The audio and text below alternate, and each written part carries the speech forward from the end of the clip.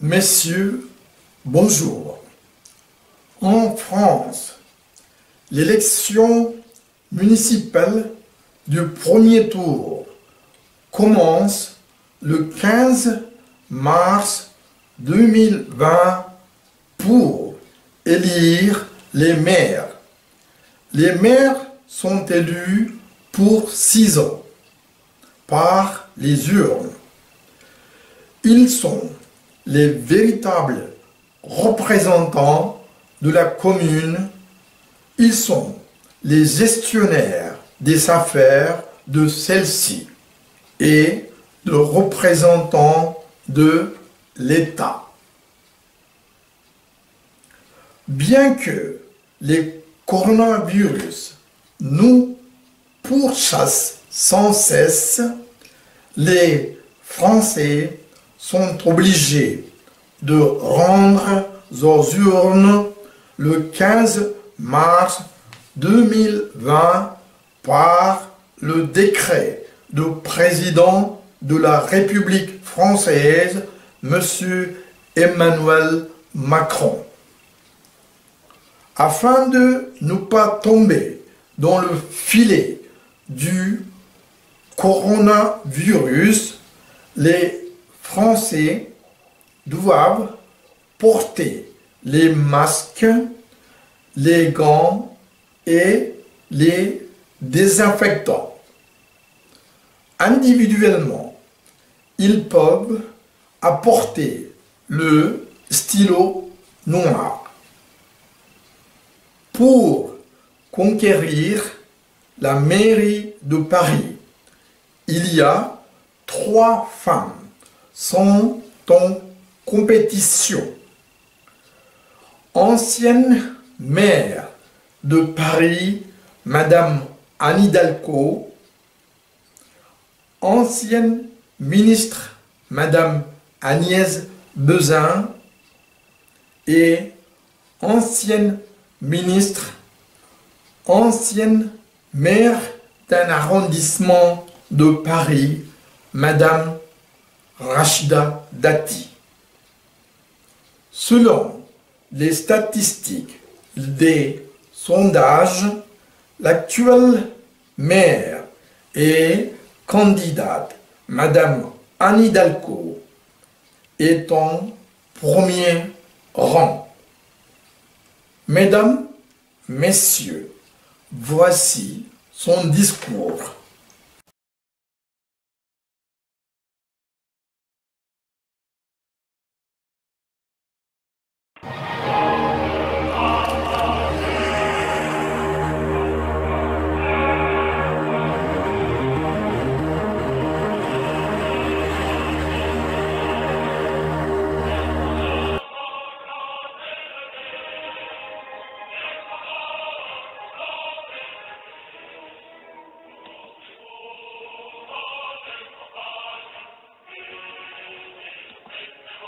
Chers amis, ici et ce soir pour notre 10e, et avec vous, et aux côtés d'Anne Hidalgo, nous représentons, j'en sens la responsabilité fortement, nous représentons un espoir plein et entier, nous représentons un collectif serein et résolu.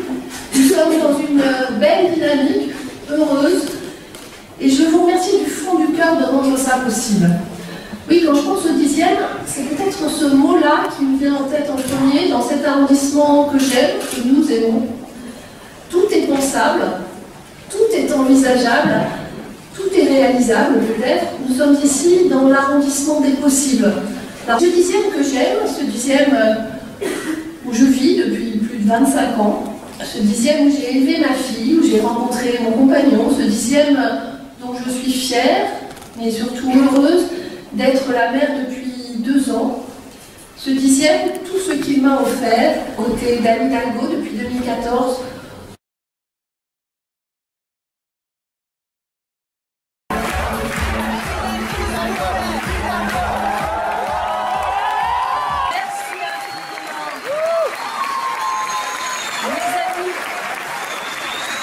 Mes amis, merci. Je suis si heureuse d'être là avec vous ce soir, fière de vous voir si nombreux, Je suis pleine d'énergie devant cet enthousiasme. Merci infiniment. Merci à toutes celles. Merci à vous qui vous êtes engagés dans Paris en commun. Vous avez été si nombreux, venus de tous les horizons, avec des parcours tellement différents, des histoires singulières. Et puis vous vous êtes rassemblés depuis des mois, le soir, les week-ends, pour débattre, bâtir un projet concret pour notre ville. Et à partir de votre expérience de parents, de retraités, d'étudiants, de jeunes actifs, d'habitants de l'Est ou de l'Ouest, de la rive gauche ou de la rive droite, du centre ou alors des arrondissements à 2 chiffres, en un mot, à partir de votre vie de Parisienne et de Parisien, vous avez imaginé un Paris en commun, un Paris écologique et solidaire, un Paris où on se déplace plus facilement, un Paris qui aide celles et ceux qui en ont besoin à se loger, oui, un Paris plus vert, plus beau, plus propre, un Paris qui innove, un Paris qui fait une place à chacune et à chacun, un Paris qui redonne du temps et du sens aux choses, un Paris où l'on respecte ses aînés, un Paris où on élève ses enfants en toute confiance, un Paris uni pour construire son avenir, parce qu'il est là l'enjeu de cette élection. Comment vivrons-nous à Paris dans 5 ans, dans 10 ans? Comment vivrons-nous à Paris alors que le changement climatique a déjà commencé, alors que nous vivons déjà des étés à 43 degrés, que nous observons des crues de la Seine de plus en plus imprévisibles, que nous subissons aussi des tempêtes hivernales de plus en plus fréquentes, que les forêts australiennes brûlent, que l'Amazonie disparaît et que les pôles ne seront bientôt plus les régulateurs qu'ils étaient. Comment vivrons-nous à Paris alors que se creusent des inégalités entre ceux qui ont toujours plus et ceux qui n'ont plus assez? Ceux qui ont construit leur vie avec cette idée qu'en travaillant, en étant droits, dignes, ils offriraient une vie meilleure à leurs enfants. Je suis la fille de cet idéal-là. À qui on a dit que l'école de la République était la voie pour s'élever, que l'université était le temple du savoir et de l'intelligence, que cette intelligence devait être mise au service du bien commun. Où en est cet idéal aujourd'hui? Celles qu'on appelle les classes moyennes et les catégories populaires décrochent. Elles décrochent d'abord parce que la vie est trop chère, elles décrochent aussi surtout parce que la destruction continue de nos services publics leur fait perdre confiance dans nos institutions, dans notre pacte républicain et aussi en leur avenir. Là se situe peut-être le plus grand danger pour notre démocratie, cette voie ouverte à la violence, à la haine, la perte du sens de ce que nous avons en commun. Car comment vivrons-nous à Paris si nos rapports ne sont plus régis que par l'argent, si nos relations ne sont plus que défiance et compétition, si notre ambition n'est plus qu'individuelle? Voilà la responsabilité d'une mère. Ne pas être spectatrice mais actrice, regarder l'avenir et le fabriquer de ses mains. Avec cette même force qui a porté le peuple de Paris pour conquérir sa liberté, ce beau peuple de Paris. La République n'est ni une nostalgie à regretter, ni une utopie à construire. Elle est en fait une réalité à défendre. Cette République, je la défendrai de toutes mes forces parce qu'il n'y a rien de plus injuste que de se voir assigner une vie en fonction de là où on est né ou de là où on a grandi. Oui, je défendrai de toutes mes forces ce Paris où chacune et chacun trouve sa place. C'est l'essence de notre ville. C'est ça le lieu des possibles. Profondément, il change rapidement. Et pour les élus, il y a 2 options. La première, subir ces changements, les freiner, voire les nier pour qu'ils ne bousculent pas trop nos habitudes, les refuser parce qu'ils atteignent, bien sûr, les intérêts des lobbies qui ont beaucoup à y perdre. La seconde option, c'est de comprendre et de maîtriser ces changements pour que Paris soit une ville agréable à vivre aujourd'hui et pour les générations futures. Alors ne nous leurrons pas. Face à nous, et derrière les discours de façade, il y a un autre projet, un véritable retour en arrière. Le retour en arrière, c'est voir revenir les voitures, là où les Parisiennes et les Parisiens se sont appropriés l'espace. Le retour en arrière, c'est une ville qui aurait pour toute ambition de surtout ne rien changer. Mais là, ce serait un affront à l'histoire de notre ville, dont l'âme est de se réinventer sans cesse.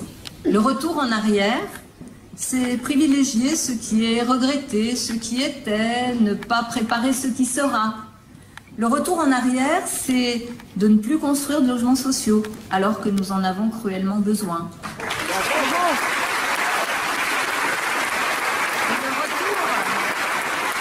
retour en arrière, c'est augmenter les tarifs des cantines pour les plus modestes. Le retour en arrière, c'est revenir sur la gratuité des transports pour les personnes en situation de handicap, pour les seniors et pour les plus jeunes.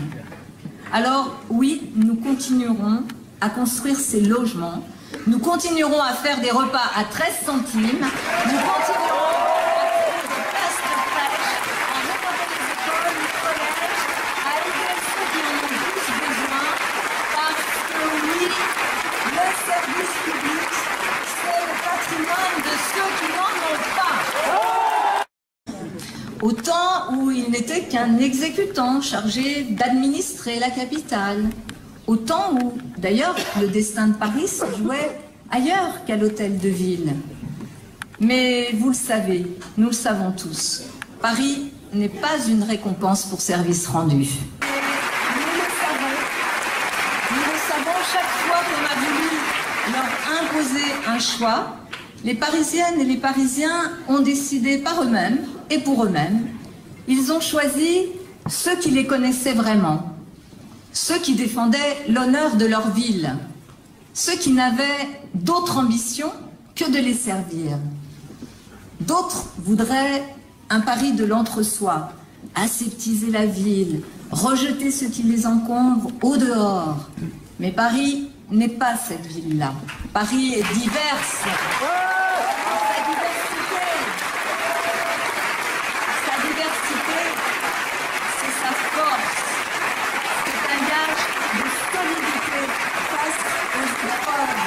C'est le moteur de son dynamisme. Paris est une capitale mondiale. Paris bouge, Paris invente, se réinvente à chaque génération. Et la génération qui est là aujourd'hui, ce soir, elle est là, cette génération nous dit qu'elle veut agir pour la planète. Oui, elle est là, cette génération nouvelle. Et nous voulons ouvrir une voie nouvelle vers une ville écologique et solidaire où la valeur qui préside à l'action publique, c'est d'abord celle du respect de la dignité humaine. Cher Jean Jouzel, tu es là. Je veux te remercier vraiment pour ton engagement à mes côtés. Tu es la conscience de ce Paris en commun que nous bâtissons. Tes travaux auprès du GIEC, qui t'ont valu un prix Nobel, nous rappellent l'urgence à agir face au dérèglement du climat.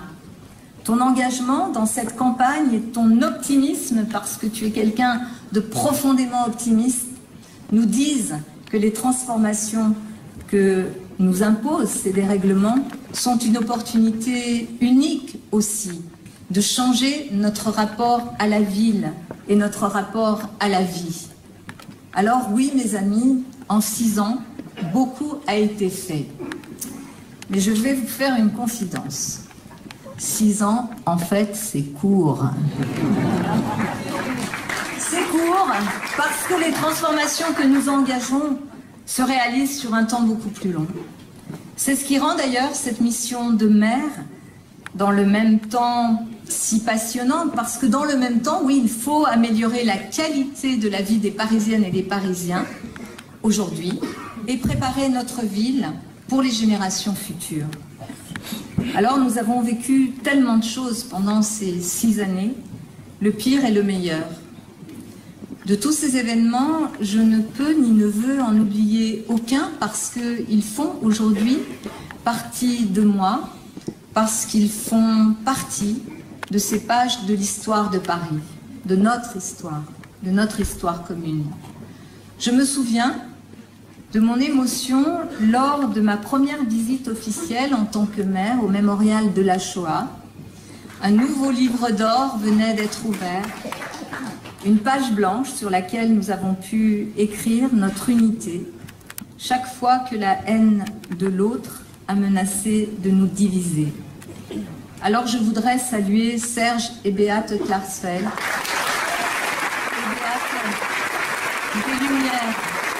Des lumières dans la nuit, des lumières face à l'obscurantisme. Vous êtes présents ce soir, cela me touche énormément.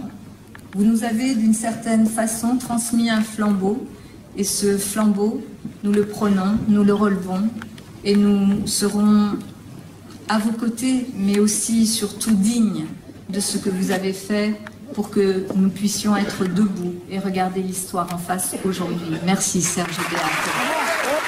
Je me souviens aussi de cet été 2015 qui a vu arriver la première vague de réfugiés venus de pays en guerre. Nous avons été laissés un peu seuls face à cette crise et à celles et ceux qui se laissent aujourd'hui aller aux amalgames.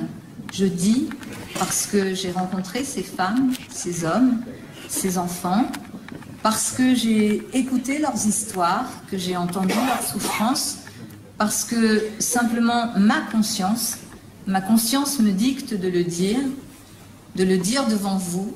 J'assume que Paris tende la main aux réfugiés. Celles et ceux qui leur viennent en aide et qui sont le plus beau visage de Paris, celui de la solidarité, il est là. Les amalgames sont dangereux. Assimiler migrants et terrorisme est indigne. De la violence du verbe naîtra plus de violence encore. De l'indifférence naîtra le ressentiment, la défiance, la peur et le rejet de l'autre. Ce Paris qui se referme sur lui-même, ce n'est pas le nôtre, ce n'est pas ce Paris que nous voulons. Nous voulons un Paris ouvert, un Paris uni, un Paris qui avance. 1000 maires ce jour-là à l'hôtel de ville. Et là, le rôle des villes dans la lutte contre le réchauffement climatique est apparu aux yeux du monde entier. Je me souviens aussi de ce moment où nous avons gagné les Jeux olympiques et paralympiques. J'ai promis à Emmanuel Haussmann de dire paralympique et olympique. Je le dis, Emmanuel. Les Jeux paralympiques et olympiques. Tout le monde disait que c'était perdu d'avance. Pourtant, nous avons gagné. Et les Jeux seront le moteur des transformations du Grand Paris et aussi de la Seine-Saint-Denis. Je me souviens aussi des lobbies qui, dans mon bureau, me disaient qu'ils me feraient payer l'interdiction du diesel. Mais je me souviens également des sourires des Parisiennes, des Parisiens, à l'ouverture des berges de Seine. Je me souviens aussi avec vous de ces moments où Paris a souffert. Et je me souviens comment, face aux épreuves, les Parisiennes et les Parisiens sont restés unis et debout. Nous affronterons encore d'autres épreuves.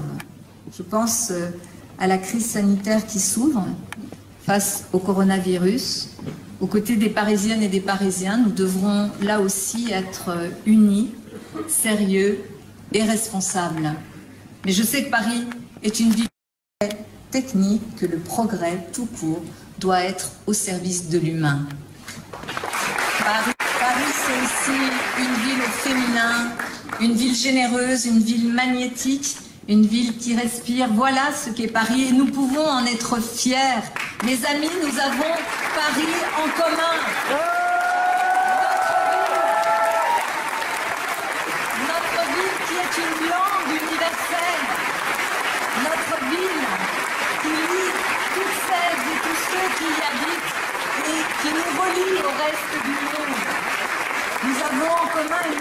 et un avenir. Nous avons en commun des valeurs, nous avons en commun un projet pour Paris.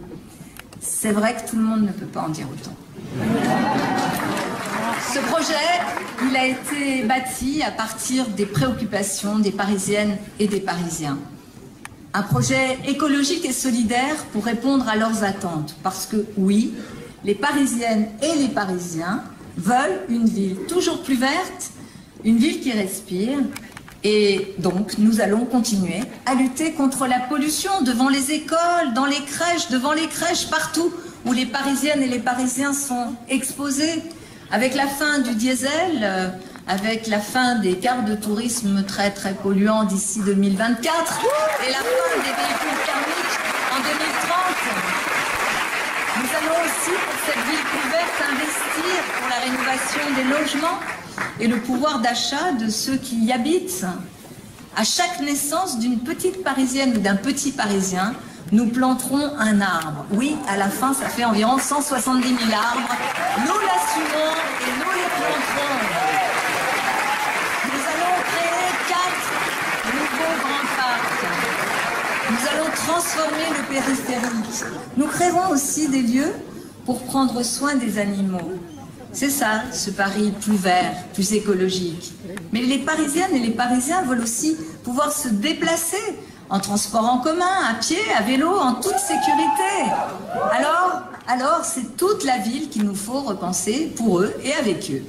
Nous transformerons des places de stationnement en places pour des personnes en situation de handicap, pour les commerçants, pour les livraisons, mais aussi en pistes cyclables et en trottoirs élargis.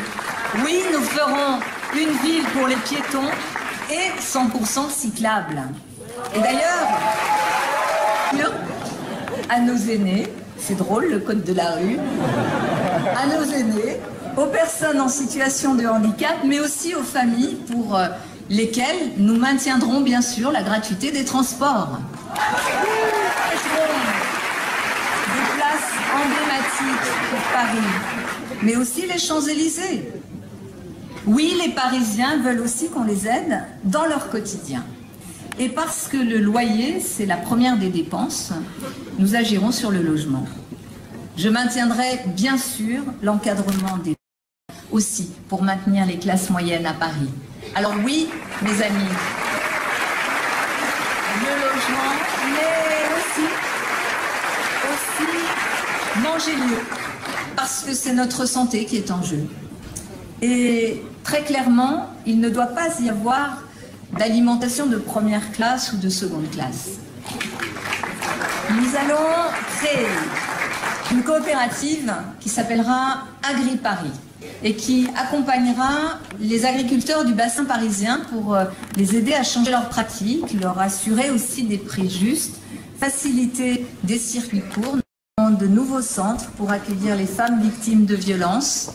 Et nous lutterons aussi contre la précarité menstruelle en distribuant des protections hygiéniques dans les équipements publics dès nos collèges. Oui, aussi, mes chers amis, les Parisiennes et les Parisiens veulent toujours plus de culture. Afin de permettre à toutes et tous de découvrir ou de pratiquer la culture, notre priorité sera de l'ancrer dans la vie quotidienne des quartiers. Nous renforcerons le soutien aux librairies, au cinéma indépendant, au conservatoire. Nous ouvrirons de nouvelles bibliothèques et des lieux de pratique amateurs. Le budget participatif. Vous avez aimé, j'ai dit, la saison 1, vous aimerez la saison 2. Le budget participatif permettra aussi d'implanter des plateaux artistiques dans différents lieux, aux portes de Paris, sur les places, dans les écoles, mais aussi dans tous les lieux qui pourront les accueillir. Et puis, parce que ça fait partie de la culture pour nous et de l'ouverture au monde artistique, nous maintiendrons la semaine de 4 jours et demi à l'école, grâce à laquelle nous proposerons aux enfants des activités artistiques gratuites. Les Parisiennes et les Parisiens veulent aussi s'engager pour les autres et pour leur ville parce qu'ils ont le goût des autres. Alors toutes celles et ceux qui le souhaitent seront formés pour réaliser des actions très concrètes, par exemple aider les sans-abri, accompagner nos aînés, passer au zéro déchet, apprendre les gestes qui sauvent. Les kiosques citoyens que nous ouvrirons dans tous les quartiers seront des lieux pour débattre et pour s'engager.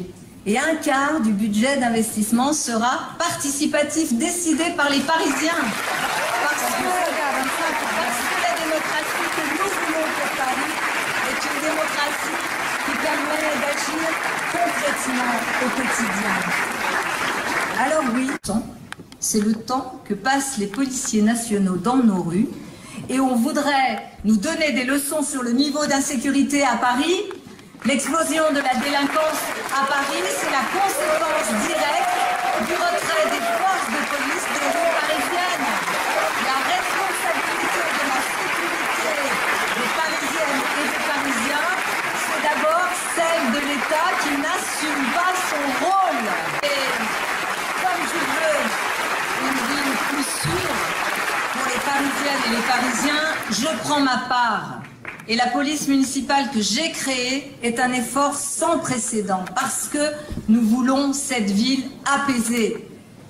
Ah, l'apaisement. Ce mot a une connotation particulière aujourd'hui parce que tout le monde veut une ville apaisée. Mais je crois que ce mot n'a pas tout à fait le même sens pour toutes.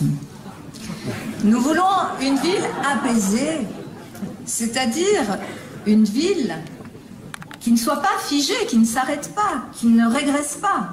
Mes amis, l'apaisement, pour moi, c'est de rendre les berges de Seine aux Parisiennes et aux Parisiens. L'apaisement, c'est de transformer les classes, de permettre à tous ceux et celles qui le souhaitent de faire du vélo. Mes amis, l'apaisement, c'est aussi un dialogue social permanent qui permettrait d'éviter que Paris ne devienne le champ d'affrontement des colères du pays.